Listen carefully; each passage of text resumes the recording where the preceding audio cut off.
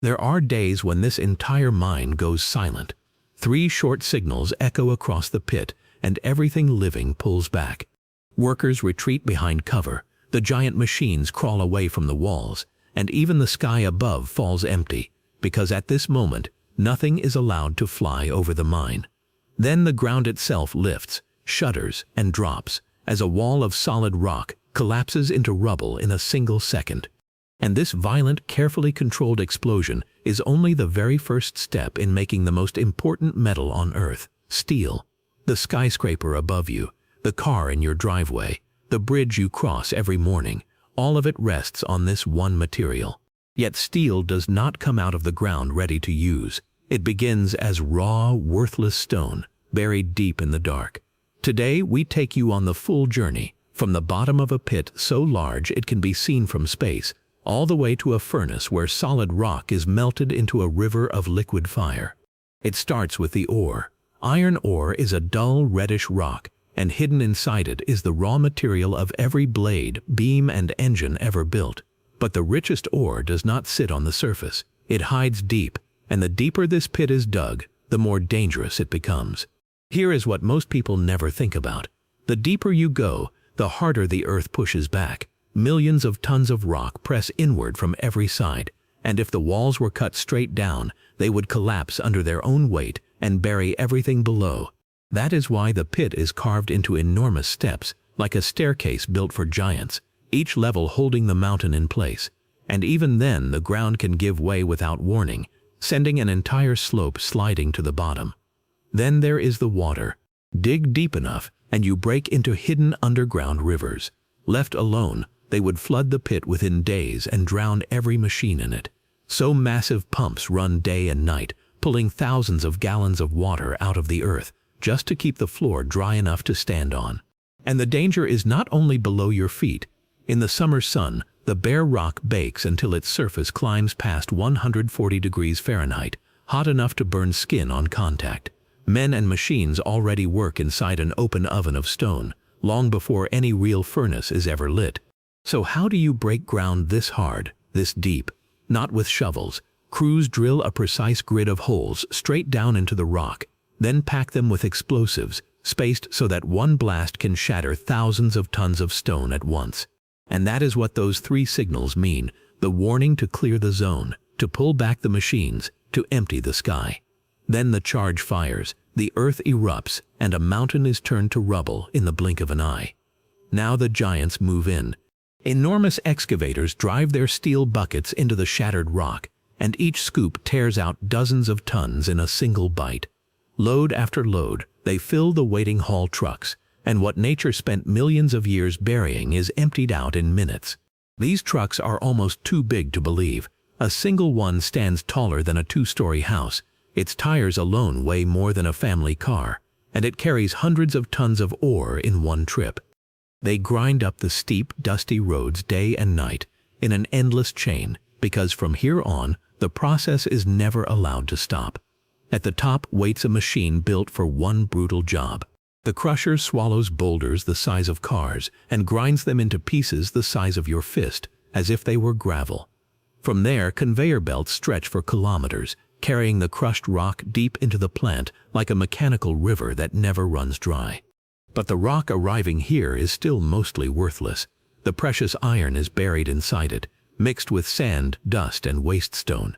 So the ore is ground into a fine powder, then pulled apart by powerful magnets that grip the iron and let everything useless fall away. What is left is a rich iron-heavy material, finally ready for the part everyone has been waiting for: the fire. For thousands of years, humans knew iron was locked inside these rocks, and for thousands of years they could barely reach it, because freeing iron demands heat, not the warmth of a campfire, but extreme, punishing heat, far beyond any ordinary flame. Whoever learned to command that heat did not just make sharper tools, they built empires, won wars, and dragged the world out of the Stone Age. At the heart of the plant stands the answer: the blast furnace, a tower of fire that never truly goes cold. The iron-rich ore is loaded inside, layered with coke and limestone, and the temperature is driven higher and higher, past 1,800 degrees Fahrenheit, until the rock can no longer hold its shape. And then it happens. The stone begins to melt. Deep inside the furnace, solid rock becomes a glowing liquid, white-hot and blinding against the dark. When the furnace is finally tapped, molten metal pours out in a river of fire, throwing fountains of sparks into the air. This is the moment everything has been building toward. Rock, quite literally, turning into metal before your eyes. But get too close, and it would kill you in an instant. This liquid iron burns at more than 2,700 degrees Fahrenheit. A single splash could melt straight through a solid steel plate. That is why no one touches it. Every worker stays behind heavy barriers, guiding the deadly river from a distance, while the machines handle the fire itself. And here is what almost no one realizes. What just poured from the furnace is not steel yet. It is raw iron, still carrying too much carbon, which makes it hard but brittle, ready to crack under any real load. To become true steel, it has to be tamed. The molten iron is poured into a giant vessel, and pure oxygen is blasted straight through it. In a roaring, spark-spitting reaction that lasts only minutes, the excess carbon burns away, and brittle iron is reborn as strong, flexible steel. This single step is the whole secret. Skip it, and the metal shatters. Get it right, and you have the material that built the modern world.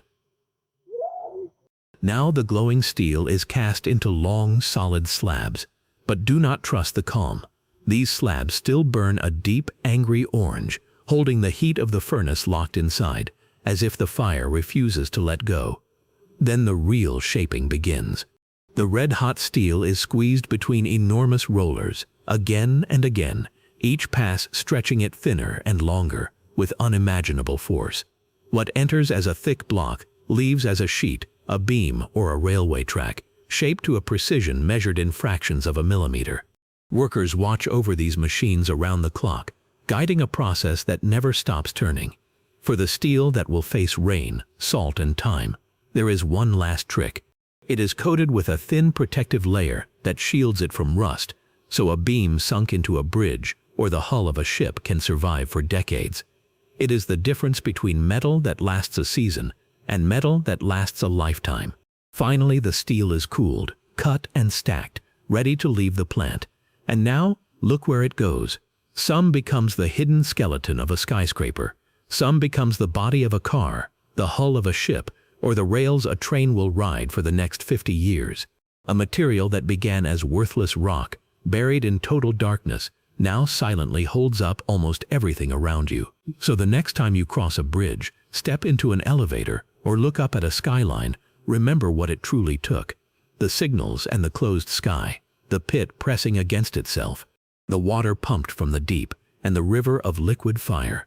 Every beam above your head began as a stone in the ground, and this is the incredible journey that finally set it free. If you found this as fascinating as we did, give this video a thumbs up and share it with someone who loves how things are really made. Subscribe so you never miss the next episode, and we will see you inside the